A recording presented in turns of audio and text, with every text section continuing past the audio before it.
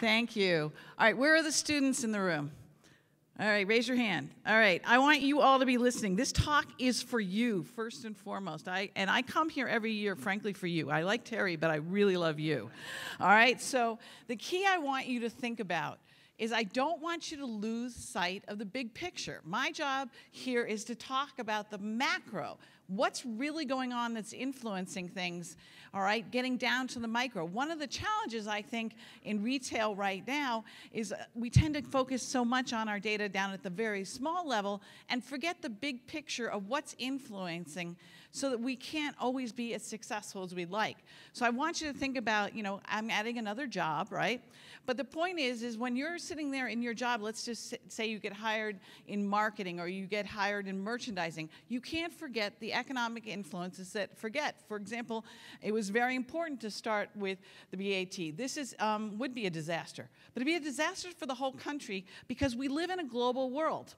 And one of the things that we should understand is to understand that if we put a tariff on everything coming in here, believe me, every other country in the world will as well. And what that is inflationary, which means that what you buy buys less. And that's the key thing of why we don't want this. All right, now, let's get going. First of all, I have lawyers, and so do you. Now, we're going to start with some of the key themes I'm going to mention here. Hey, come on, you all have lawyers. Like, if I don't show this, I get in big trouble. All right, here's some of the key themes I'm going to touch on. First and foremost, please, a lot of people said retailing slowed down last month. That is absolutely not true.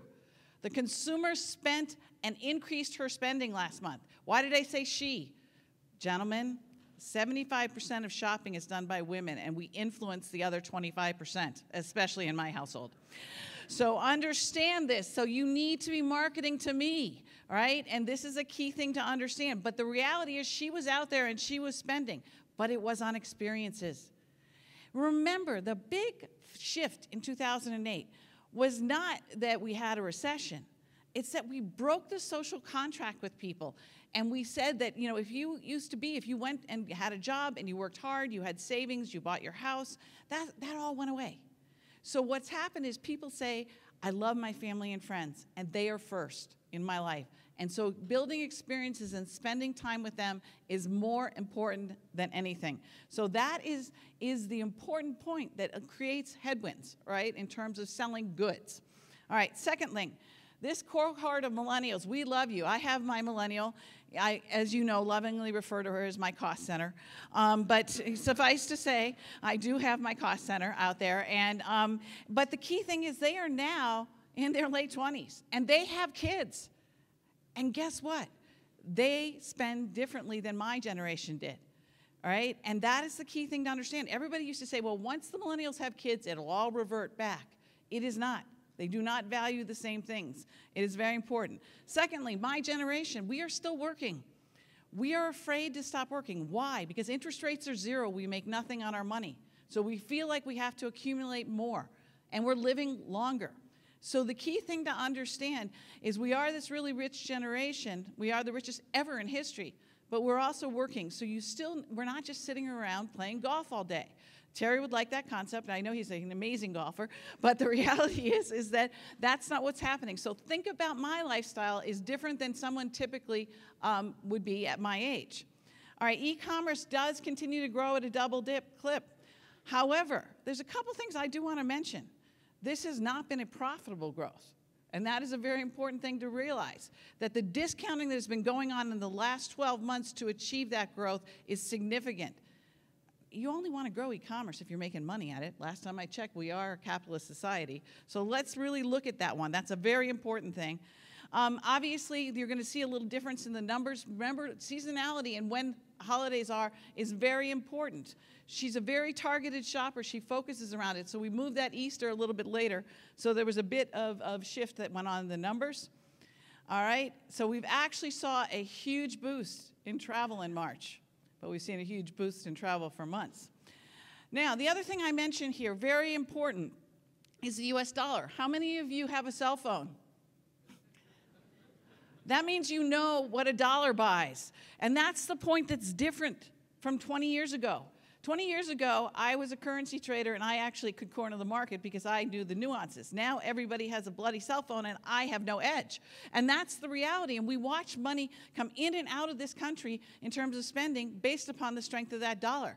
But that dollar is not going to weaken, folks. We are the strongest economy in the world by far. So understand that that dollar will continue to lead, and thus it has had a huge impact in terms of incoming spending from other countries. And if you are dependent upon that sector, it's critical. And that is a key thing that we're actually seeing cross-border helping the UK economy get through their Brexit changes. That's a really important thing to understand. So there's some real differences that we see globally as well. All right, just a couple things before I start the numbers. We do something unique at MasterCard. We take the 160 million transactions we see an hour. We add an additional 1.5 million rules and algorithms and additional data, and we bring it up to total retail spend, including cash and check. And the government restates their numbers to ours. So you're going to see everything includes all spending and not just MasterCard transactions. All right. Here we go, retail sales. Look how strong that chart is. Consistently, ignore February. You're going against last year's leap year, which added about 3.5% of growth. So the reality is you see huge, steady spending of the U.S. consumer every single month, right? So there is no excuse to understand that this consumer is not feeling confident, spending, and employed. And that's the big difference. We don't see credit card balances like we used to see prior to the recession. People use their debit and credit cards as cash management tools. So they actually spend what they have. Couple things, remember, I'm going to point this out from last year, but it's very important. See, October 2016, there was a dip. August 2015, one less Saturday in the month. Weekends are critical. Make certain your hours reach that consumer on the weekend because that's when she has time with her family to go out and spend. We actually do work, all right? So key thing, looking at transactions around the country and regionally. The Southeast where I live is the strongest area in the country consistently every month for the last 2 years. Why? It's where the jobs are. And that is the key thing. We see people migrating around the United States now. West Coast, extremely strong. Actually, Washington, D.C., Matt, is the weakest, all right? That is absolutely you not shopping, okay? So, but the point is we do see sort of weak areas. Interesting in the Northeast, we've seen it finally strengthen, but that's really after 2 years of weakness. And a lot of people moved away. So it's important to always understand, you know, where retail should be because of where the population is. And that's a key difference. All right, small business retail sales. They weakened in the last year, but that's because they're going against very difficult competitive sales from before. So understand the comps are really high because now this represents 37% of spending in the United States. These are businesses that are only 50 million or less. Most of them are 10 million less in annual retail sales. What is this telling you about the U.S. consumer? You know what it means? It means we'll pay full price, so stop discounting. Number one. They cannot volume, you know, discount on their product, but we're going and shopping there anyway. So understand what they are offering is personalized service and uniqueness. So that's the lesson to learn from this. This doesn't mean that you all have to just start being small businesses, but it means adopt that the consumer is reacting positively to what they offer. Very key. All right, demographics. See the dips in the population here? I just wanted you to really understand, you really can't treat everybody separately, but understand this group of boomers, they're really rich. But one thing that you're not doing as much as you should be is marketing to me for my millennial child. You know, in my generation, my mother would never think to buy anything for me once I was 18 other than, you know, Christmas or birthday, right? That wasn't something that was done. But now we absolutely feel sorry for our millennial children. We buy them anything. Okay? And believe me, I got hit up over Easter. Trust me. And I fell for it again. But the point is this is critical. You need, you know, talk about the chief marketing officer having a huge job. Because key thing is not just to market to Kate and my daughter. You need to market to Sarah to me. But then you need to market to me for Kate. So there's a third sort of triangulation that needs to happen. So remember, who's paying is really critical. And that's the key thing. You want to make certain you're tapping them for multiple constituencies. Really critical. And now you see these millennials. But the difference is, and I want this to be really heard loudly in the room, We see the millennials not wanting the white picket fence in the suburbs. They are not moving. Critical. And everyone goes, but Sarah, schools, they're starting schools. That's what they're doing. It's a difference. Why? Because they don't want to be away from their children commuting. And 2 people are working. They're not stopping working once they have children. They're afraid to. That's what the recession taught everybody. So the key thing to understand is you have to stay where they are and understand they aren't. You know, GE made a big move of their headquarters to Boston.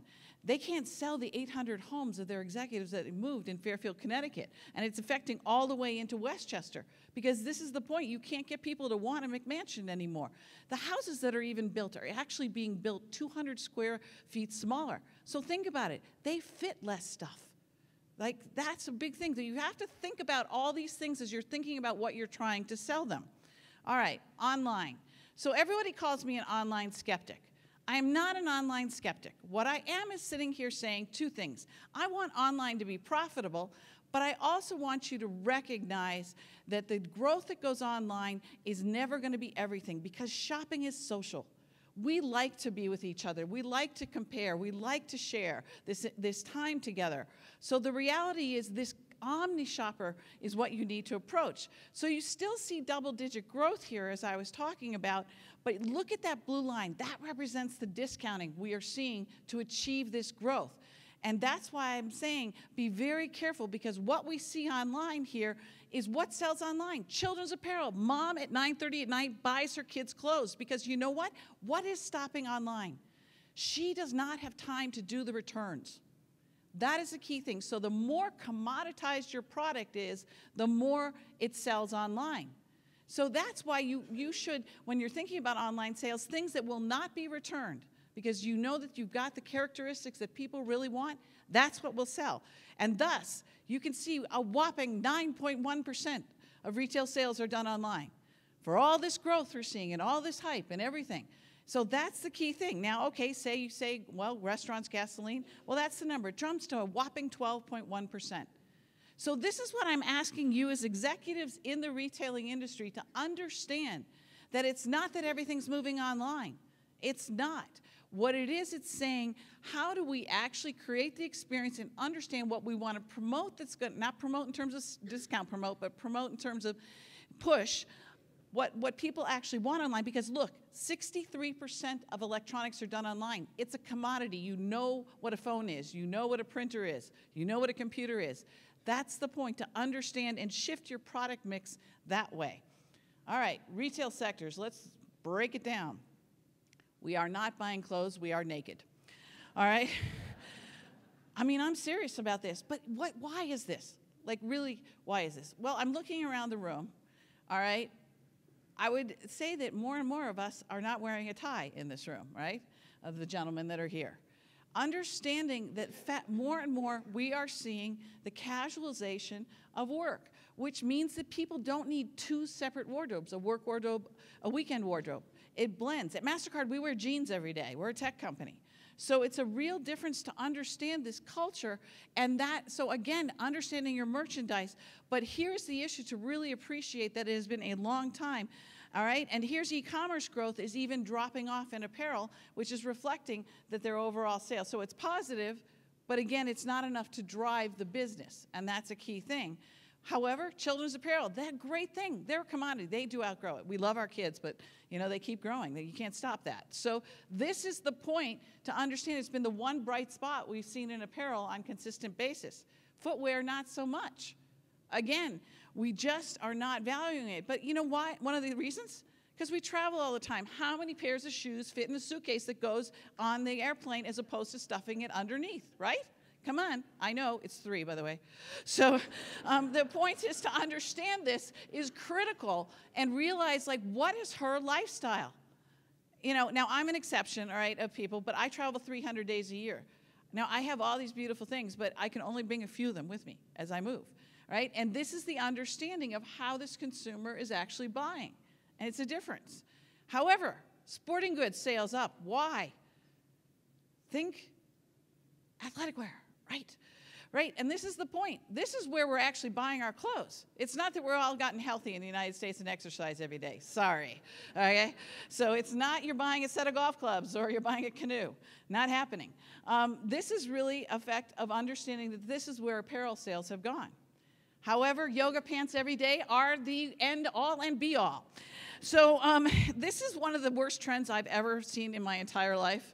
All right, and I just want to be really clear about this one. Because I do fly every day, I see this trend. But I really do think we've got to think of something else. So I'm begging all the designers in the room to help me here, okay?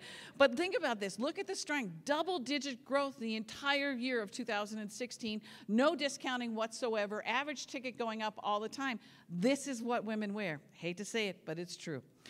All right, electronics. We actually aren't buying them. And this is a key thing to understand. This has been a lot of thoughts that this is where people are buying because we're all connected. But in fact, we're saturated here. So that is not working. The discounting's huge. And in fact, we see this all over the world, where we just don't see really positive electronic sales anymore. However, we are investing in our homes. Very important to recognize. So while we are living in smaller homes, we are living in urban areas or suburban areas nearer where our work is, we are spending a lot of money on furniture and furnishings. And this has been consistent. This also shows the strength of the economy because it's a durable good. It might take you a few months to pay off a sofa. So this is a key thing to realize. The health of the economy is also represented in this slide. And then we look at some other formats. All right, this is general merchandise. This is the biggest retailer in the country and their competitors in this space. So while it has been doing steadily well, we have seen a drop-off in the growth rates. But notice that its growth rates were bigger than total retail sales. They were grabbing share back. Now, again, it's not because of income, and this is where I would really point it back. It's because the consumer likes the format of being able to get everything done at once. It's very important to recognize. A little bit of weakness coming in March against some pretty tough comps, but it is still doing quite well. Department stores are really challenged, all right? And Terry's talked about it, and it's an interesting time. It's an evolution in the space, and I think part of the issue is a lot of the stores have been located where people aren't living, right? And they're not willing to necessarily commute there anymore. And that has been a real challenge to understanding how do we actually reach and bridge to that consumer, create the experiences. Terry's absolutely right on the flower stores. Flower show needs to get beyond 5 stores. That's the type of experience that absolutely we will take our families to enjoy. I don't have a green thumb. I definitely would have gone to learn something. And that's the key thing to appreciate. All right, and then I just thought I'd break down department stores regionally so you can see that it really does change in different parts of the country. Look at Texas, though, very much liking it, right? So understand, you can't just take a blank, national number. Then you have to break it down. That's the point of data. Take it and then start peeling that onion, getting down and down and saying, what's the most relevant that I can attack easily? All right, e-commerce and department stores, key thing to understand, it is on a channel basis staying about steady, all right, but it's definitely not necessarily keeping up with the growth in e-commerce altogether, so that's important to recognize. Modern department stores, a bit more challenged. We've known some of the competitors in that space have announced that, but yet their e-commerce has been the bright point to appreciate the differences. Off-price, all right, it was mentioned earlier. The interesting thing about off-price and why off-price is growing at 3% annually is what it's been averaging, is to understand that there is a specific consumer who is not there because of the cost or whatever. We can actually see, MasterCard has more affluent cards, than some of our competitors even have olive cards. So we can see the affluent person going in there. Why? Because she likes the hunt. She likes to go through the racks and this and that. And that's what it means about understanding personalization and segmentation of your consumer to say, who is this person who wants to go through my off-price and really understand and find that bargain and feels that success in that. And that's the key thing to identify, and that's why this channel has been so successful even though the economy has recovered. So people aren't there for price, they're there for the experience, and that's the difference. All right, jewelry and luxury. Jewelry sales are surprising to me, all right? They're barely moving. They were up 5%. So here's what's going on, all right? Gentlemen, I want you to listen really carefully, all right? Jewelry in my house is not discretionary, all right? However, you've all been an epic failure in the last 2 years because men have not been buying jewelry in this country. The only thing that's keeping this number positive is women. We're just buying it for ourselves, all right? So understand, but this is a classic example of how you dig into the data and find the difference. Because we couldn't understand why, because this is one of the great categories that actually bridges. It creates an experience because you're buying it usually around a special occasion or something like that, as well as it's a permanent good. So it's a hybrid sort of category. But at the same point, you could sit there and see this just doesn't make any sense. Why isn't it growing? And then we finally realized, gentlemen, it's you. So we're asking you to help and pick up and save the jewelry category, all right? So come, and I know that your significant others would be happy to help you with education. All right, moving on. Luxury. Now, key thing about luxury is luxury was never the U.S. consumer. This is the important thing to recognize. The luxury spending we saw for the last 10 years in this country was the Russian consumer, the Chinese consumer, the French consumer, the Middle Eastern consumer. It was everybody. But with the halving of the price of oil, sanctions on Russia, sanctions in Iran, the crackdown on corruption in China, boom, plus the strong dollar, that consumer's just gone, gone, gone, gone. So the key thing is to say, well, do I try to get the American consumer to do this? No, because we don't find value for money here. This is not what we spend on. And that's the key thing. It doesn't mean that you don't need to have some of it, but the key thing to understand is let's get this merchandising correct. This is a supply side issue, not a sell side issue, because you're not going to convince this U.S. consumer to start to spend in a way that she doesn't find value in. And that's a big difference. So even in luxury accessories and apparel, so if I take out all the other categories of luxury, you could even see the weakness there. It's come back a little bit, but not much. And e-commerce is nowhere in that sector. So that's not how people approach it. They want to touch it. They want to feel it. All right. This is the economy, folks. Look at restaurant spending. Trust me, nobody cooks. All right? And in fact, it's a fact that millennials are now 52% restaurant, 48% grocery. Think about that. Think about by the time we get to Gen Z and all those kids beyond, they wouldn't even know what a microwave is. But understand in all seriousness, this is a really important thing. Now, I've talked about putting a restaurant in your store or some sort of way to understand. But the key thing, this goes back to my family and friends comment. We would prefer to be with each other and spend time. And it's also a time comment. Because mom and dad pick the kids up after school activities, and they'll go grab a meal together during the week now. So it's not just a weekend activity. It's during the week. And I can tell you, I adore cooking. But I cook Saturday nights only now, right? Because I'm never home. And that's to understand exactly what's going on in people's lifestyles that you need to map to. This is the next thing. I mean, you look around the country, it's everywhere. Everybody's growing. So it's an important thing to recognize. It's not just a one sort of area where the strength of spending is. This is the other thing we're doing. Now, this looks not so strong, but understand respectfully to anybody in the airline industry in the room, airline is the only industry in the history of America, if you add all the companies together, that has not made money, all right? So they continually expand, contract, go bankrupt. It's just a challenge. However, they were giving you a gift. They were discounting. That's why the sales were negative. It wasn't that we weren't flying. So think about this. This is what you do if you're a retailer.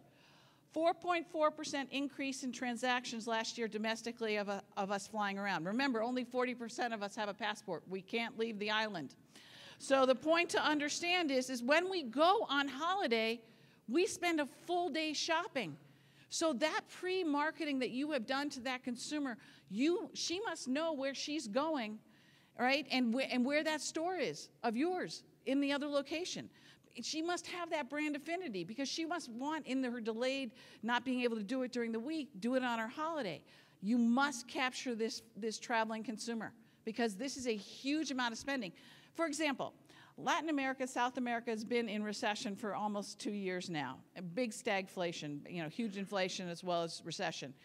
But we haven't seen a dip in Miami at all. Why? Americans are going there on vacation, even in summer, all booked. So again, that has really benefited the malls down there. That's what I mean about understanding and thinking about capturing this consumer. Rental cars, this is the one area of the economy I honestly can say that the sharing economy has crushed. all right? And that's because why? Think back to my restaurant spending. We go out, we have a cocktail, we're not going to drive anymore. So this is the key thing what happens. So this is where the gig economy has stepped up, and so rental cars don't work it. But however, look at what we spend on hotels. So if you as a retailer have not partnered with the hotel industry, you are remiss. Because Americans all over the world are the #1 spenders on hotels. We spend more than anything. So partnering to get them in there, then to have them lead into your store, this is the place to have your promotion for your store or unveil a new designer or whatever you're thinking, because we are in these places and we like them. We actually overspend on them. And that's what I'm trying to say is there is 71 months of growth of hotel spending in this country, with the exception of February, which was just the leap year issue. So understand that this is an amazing strength of spend. All right, global shopper, just a quick take you a little bit around the world. So inbound tourism, I wanted you really to see this. For those of you who have depended upon this sector, appreciate the importance. I put department stores versus clothing store and watch the drop of the international spend. I'm telling you that phone calculator of currency matters, all right? Whoops, hold on. I lost one there. This is UK spending, all right? So this is interesting to sort of see that for them, the way that they're cushioning was by a 20% drop in the pound, all right? So that they were able to sort of see it, all right? And then look at the retail spend that they've gotten from inbound tourists. This is what's happening. So, by the way, their economy is much weaker than you think in the UK if you look at the domestic consumer who's not spending, but they're very thankful that we've seen a pickup from Americans. We're going to see the Queen on a daily basis. All right, so that is what I brought for you. I purposely finished early because I want some questions. I think there's a lot more to dig in here and a lot more that you should be thinking about, but I'll leave you with a couple things. I am thankful, to be perfectly honest, and I am not being political, but I am thankful that there was not a change to the health care law because it gave the consumer an understanding of what their health care costs were going to be. Anything that is disruptive or leads to uncertainty, it leads to a pullback of spending. And that's what we have not seen. We have consistently, and it includes the month of April, we are consistently seeing this growth and this confidence in continual consumption. And this is the key thing to recognize. And I think this is a great thing. All right. So what we want to watch and continue to watch through the rest of the year is as initiatives move through Washington, that they come through in a very clear way so people can understand the implication. It doesn't mean that things shouldn't pass or change there, but it means that they have to be clearly enunciated so the consumer can understand what it means for her personal family circumstances. And that's what will lead to initial spending. We continue to see good, durable goods spending. Remember, autos had a slightly weak month last month, but basically the last 2 years we've sold 17.5 million automobiles a year, average price $36,000. So the consumer's feeling confident to buy these type of bigger ticket items. I showed you that furniture and furnishings, huge spend and continual spend there, but not so much if you look at the home purchases. So we're not exactly buying new homes, we're just trying to enjoy the ones that we're within. So I think that this is the key thing to realize. Now, I want to say one final thing that's very important to me. Retail is not dying. Retail is not dead. What I need you to do is think about, how do you fit into my lifestyle? How do you think about what I'm doing during the day? How do you understand that I'm at work? So maybe I do run out at lunch to try to get some fresh air. But are you there? Do you have additional people to help me at that time? Because I'm only going to have a short period of time during that time. Do you have those things to understand when to run to me, to give me an offer that really fits? So, you think about Sarah. Sarah spent 30 years on Wall Street before she joined MasterCard, all right? So you'd say, okay, probably Sarah likes to dine out. She probably likes fine wine. That would be accurate. However, Sarah, Mindy, I love this. I over-index on country music. So Nashville, I'm all over it, all right? So that's something you wouldn't necessarily know about me, that I would over-index. So I actually do go around the world. I've seen Keith Urban in Australia, for example. So it's a big deal. So I also over-index on sporting events. Now, I happen to come from Boston, so my teams win. Sorry.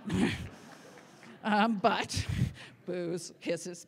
No, but I'm serious. I actually do go around the world. I'm going to the French Open coming up and things like that. So these are things like that I over-index. So understanding and knowing me as a consumer and what's going to take me to open that offer. I urge you to think about much more customer segmentation. It's the number one thing we do with clients right now is really partner with them to help them better understand their consumer and what the consumer is doing away from you. You might think you understand and have 100% of this client's money, but in fact, maybe they're spending more in the same category away from you. So you would want to bifurcate your marketing efforts between the best consumer and the one you still need to have work in. So with that, I'm happy to open it up to a few questions in the few minutes I have left. All right, and the student ambassadors have microphones, and there's a quiz for them later on, by the way. Who's got a question? Someone's got to have it. All right, there's one right over here. Over to the right. Straight ahead. Over here. Straight ahead. Right here. Sarah. Oh, I hear you, Gilbert. Sarah, right here. Oh. Hi. Oh, there you are. Yeah. Oh, sorry. What should we do to increase the luxury items, since you said e-commerce is not the solution? So the key thing with luxury is understanding what people want. So it doesn't mean that I don't want one beautiful pocketbook or one beautiful pair of shoes or what, but it's the one. So you need to understand, is it color? Is it whatever, what makes me want to purchase? But the key thing to understand is you need to make it real. It needs to make certain, for example, one of the big ways I would be thinking about is you watch every woman on an airplane comes on with a luxury tote now. So in other words, it's not so much the individual purse, it's more the tote, because why? The airlines only allow us 2 bags, right? So we have to stuff everything into the tote. So understanding, if you want to reach and approach us on certain things, understand our lifestyle to understand how we're moving around. Then we want that value for money, the quality. So again, we'll pay full price, but the other thing is don't be so ubiquitous. Don't be everywhere. You know, we do not like to see our dress on somebody else, okay? Nothing offends us more. So understand what's the uniqueness. Have less. I mean, I think luxury needs to go back to thinking, you know, more like I got the last one of this, right? And I think that's really, you know, and that's what we see. Think about, when you think about dining, the interesting thing, fine high-end dining is actually not doing really well, the top 10% of restaurants. That next level down is doing exceptionally well, but it's doing well where it's in terms of ethnic food and different food, where people can go out and have a unique experience, or where they can see the kitchen. So it's a big difference. So it's not just sort of standard I'm dining out all the time, it's I want a distinction in how I'm dining out. And then the final thing I would also say with luxury is you need to have people who know their customer and know their name. If somebody's going to spend, you know, $3,000, $5,000, I want to walk in and they're like, Sarah, nice to see you. No, you have about 27 minutes and 37 seconds to do this. So I've got everything. By the way, the tailor's coming down right now. Here we go. And I remember your size. And so that personalization is critical. One last question. Is that true they said the middle class that $2,000, $3,000 on sales is basically gone, and either got to be very, very low like Walmart, or the very high luxury that item? spender is there, and the income level, you know, to be perfectly honest, the top 10% of income in this country has never been higher. The money's all there. You just need to get out there and reach it. Thank you. To your right. Hi, Sarah. My name is Lee Bernstein. I actually was a former student here. Welcome back. We all work for Nike, so sorry about those tights. Yeah. Hey, I understand, but no, hey, I love Nike. I run in their shoes, so I get it. They're good. That's good to hear. So something that we're seeing in our business is the abundance of consumer choice, and consumers are no longer just like Nike consumers only. There's so much choice in athleisure and just a lot of things going on with how much they get to choose from. So our question is, based on your analytics, do you see that that's supported? And then what are insights to adapt to reach that consumer? Actually, it's not really supported in data. Interestingly enough, because the consumer is working all the time and has less time, they're actually shopping at fewer stores than they've ever shopped at in their lives. So they're much more brand loyal. So the key thing here is what you need to do is sort of say, who is the person who's just sort of coming in and testing my brand, and who's the person who's loyal, who's come back the second time? What made that person come back the second time? In other words, what's the stickiness? Why do I know? Because I know your shoes, A, don't wear out, and B, they fit my feet perfectly, right? right? So that's why I come back there and I never even bother to try another shoe, right? So understand that that's the key thing to think about is how do I, and that's the analytics you want to be doing, is really going back and having that iterative conversation with the consumer who's happy to have it with you. That's the key thing. You know, people think consumers aren't approachable, don't want to talk to you. They absolutely do. They want, because again, their time is so valuable. So if you can actually reach them in a shorter period of time, and so that they come in and they know what you have. Nothing is more irritating than when someone changes the manufacturer and what used to fit doesn't, and you know you didn't change size, right? And those types of things, it's a horrible brand experience, and you're gone. So I would say that that's the key thing. And I know you can figure something out to add to the yoga pants. I know you will. All right. Who else? Thank you. Back here. Right here. Hi, Sarah. You talked about some of the challenges with discounting or to actually not do it in certain cases. Can you share a little more insight? Where is it working, and is it adding benefit, and where is it being damaging? Well, I'll start with apparel. All right, so small business apparel has significantly outgrown. At one point last year, it's dropped a little bit, but at one point last year, 42% of apparel sales in this country were at small businesses. Think about that.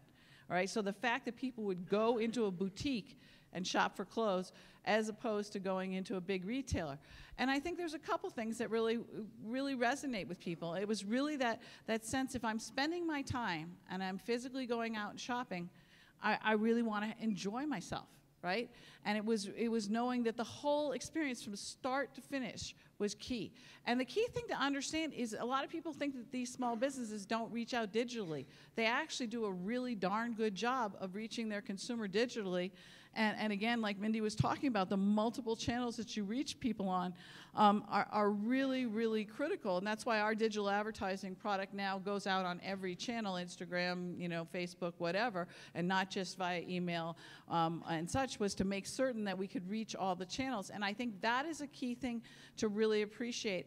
And again, the key thing to understand, remember I said she's a value for money consumer. That doesn't mean she wants things cheaply. She's not buying at discount. What she's saying is what I value and what I assess is the price should be, I will pay, right? And that is, in many cases, full price.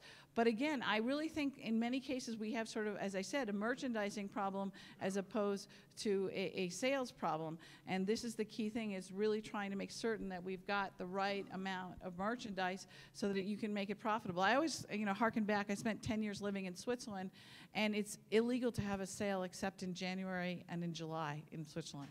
All right? And they still sell. I know, and Terry loves that. I love that.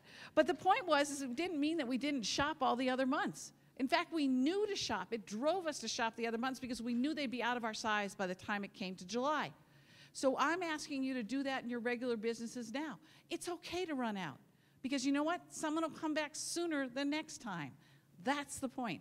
But by the way, make certain you can offer them something similar or tell them when you might have some more in or whatever so that you keep that continuity of the experience going.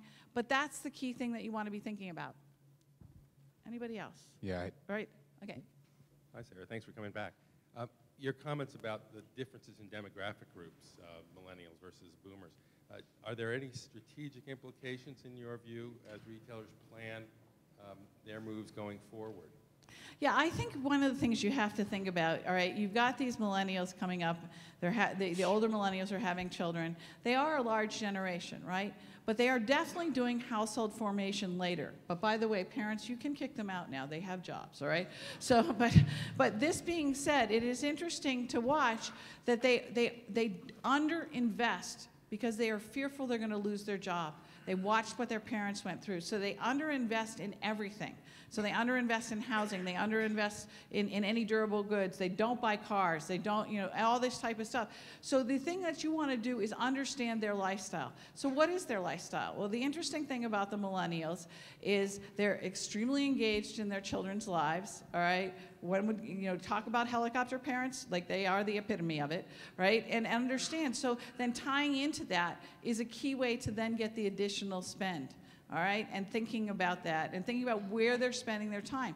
They are traveling all the time. Because they live in smaller physical homes, one of the big things they do is take these 3- and 4-day weekends all the time.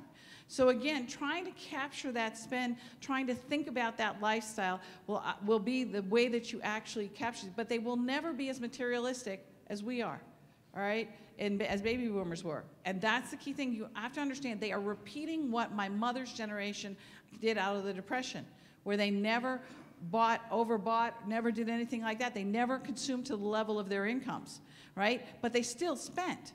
And that's the key thing. So this is why I'm saying you've got to become this hybrid, you know, experience and goods that tie in together. And so, you know, one of the great things, like in sporting goods, for example, you want to start with the running experience to lead to the shoes being sold, as opposed to selling shoes and then having the running experience. I just came from the Bass Pro event, the senior golf tournament, all right? So what did we do, all right? My brand is a B2B brand. We don't sell to consumers, but what did we do? I had a putting lesson, Terry, with Mark O'Meara, all right? If I can't putt now, I'm dead, all right? Like, but what I'm saying is we created an experience for our clients so that they could appreciate and understand. Now that led to us all thinking about, because one of the great, here's the tip for all of you for free, okay? If you get the yips, check out if you actually have a stronger right hand and switch to buying a left-handed putter and putt left-handed. Just that's the tip. But suffice to say, what did it do? Well, for a lot of the people who had serious yips, they went into the store and thought about getting a left-handed putter, right? Right then and there. So understanding the thinking about it was the experience that leads to the consumption. And that's the key thing I want you to be thinking about, and everybody can do this. Makeup, last year in terms of cosmetics, cosmetic experience sales in terms of salons, all that type of stuff was up 4-fold versus actual cosmetic sales. So understanding these types of ways to lead your consumer in is the key thing that we see in the spending pattern. Because remember, I build a whole lifestyle for every consumer to actually sort of see their full day and understand it. Anybody else? Yes. Yes, Sean Harris here. I want to get a better sense of the impact or importance, a better sense of the tourist coming into the United States. Now, totally understand the U.S. dollar is strong. It has been for some time. So if all else is equal, right, we have a sentiment in Washington that is maybe having some of our tourists think about not coming into the United States, not buying products from the United States. Can you talk a little bit about? Yeah, it's the most dangerous thing we're doing, all right, to be perfectly honest. And if you think about, you cannot underestimate the power of this consumer coming in and here and spending here, because now we all know that the brands have gone into all of their countries, right? Now, one of the advantages we still have, even with a stronger dollar, in many cases, most of those brands are still less expensive here. But if they can't get in here, that's a problem, right? If they all need visas, if they can't get here travel-wise, you know, these types of things are very important. So if you're thinking about influence, you know, that Matt's talking about, this is another influence to really understand that these types of challenges that are self-created, but nothing is worse than a trade war. Trust me, there is nothing that could be worse for the entire world economy, which is finally showing some decent sense of GDP growth around the world than a worldwide trade war, right? And that's why I was pleased to see some of the rhetoric with China slow down a little bit, right? Because if you think about it, the #1 retailer in this country, the largest retailer in the country, the majority of their goods come from China. So, and that would have hurt the lowest income consumer in this country, and they would have stopped spending. And that's really the worst thing that could happen, you know?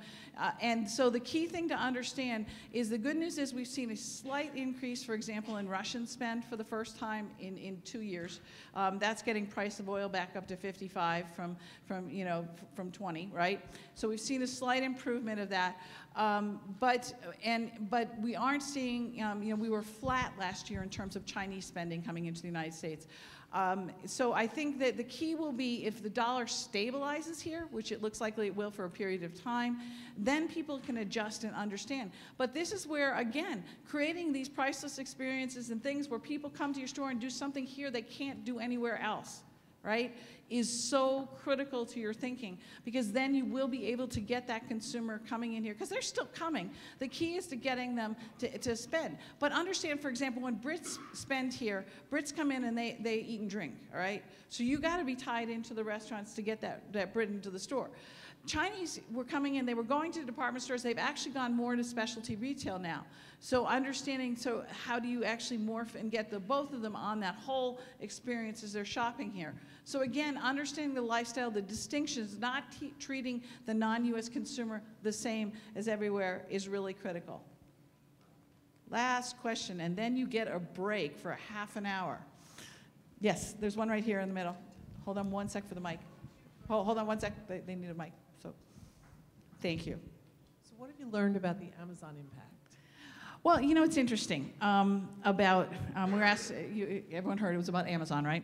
Now, I can't comment on an individual retailer because, as you know, I see everyone's sales every day, and orange is not the new black for this woman, all right? So, but that being said, what I will tell you is if you look at their balance sheet, do recall that they wake up on January 1st already with about $9 billion in the bank because of their prime customers, whether you buy anything or not.